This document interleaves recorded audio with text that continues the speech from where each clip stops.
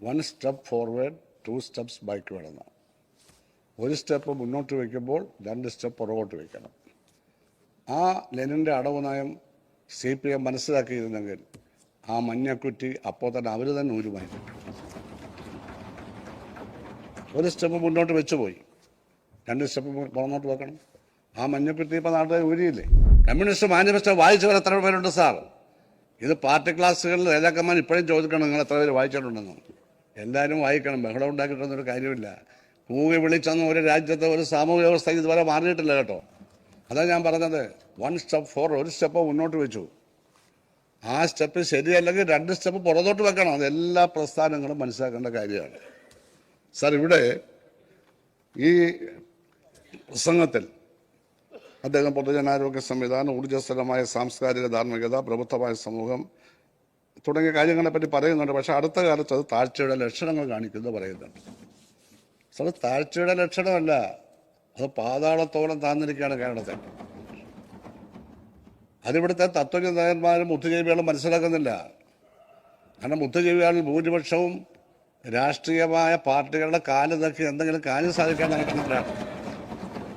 അവർ ചിന്തിക്കുന്നില്ല. ചിന്തകന്മാരുണ്ട്. സുകുമാർ അഴീക്കോണപ്പുള്ളവരിപ്പോൾ ഉണ്ടോ?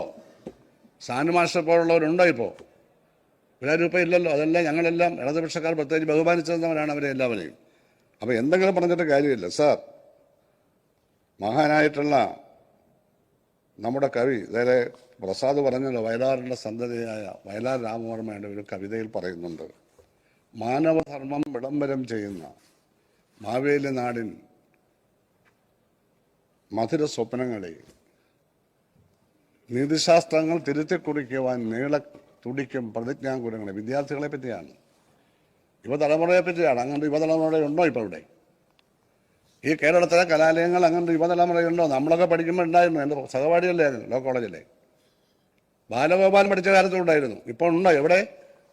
കഞ്ചാവും ചരസും അടിച്ച് ഒരു ഭാഗം നശിക്കുകയാണ്. മാധ്യമങ്ങൾക്കാവുന്ന ഒരു പ്രശ്നമേ അല്ല, അവർക്ക് അവിടെ സർക്കുലേഷൻ മാത്രമാണ്. അപ്പോൾ മാനവധർമ്മം വിളംബരം ചെയ്യുന്ന മാവേലി നാടിൻ്റെ മധുര സ്വപ്നങ്ങളാണ് ഈ കുട്ടികൾ. എന്ന് മാത്രം നീതിശാസ്ത്രങ്ങൾ, തെറ്റായ നിയമം, വ്യവസ്ഥ തിരുത്തിക്കുറിക്കുന്ന വിപ്ലവകാരികളാണ്. അങ്ങനെയാണ് നേരത്തെ പറഞ്ഞ വയലാറും പുന്നപ്രയും ഒക്കെ ഉണ്ടായത്. അപ്പോൾ വയലാറിലും പുന്നപ്രയിലെയും രക്ഷാക്ഷണത്തിന് മുമ്പിൽ മൂത്രമൊഴിക്കുന്ന ആൾക്കാർക്ക് ഇതുവല്ലോ അറിയോ? എന്ത് മാനവധർമ്മമാണ് തിരുത്തി കുറിക്കുന്നത്? അതെല്ലാം ചെയ്യുന്നില്ലെങ്കിൽ പ്രസ്ഥാനങ്ങൾക്ക് ഭാവിയില്ല.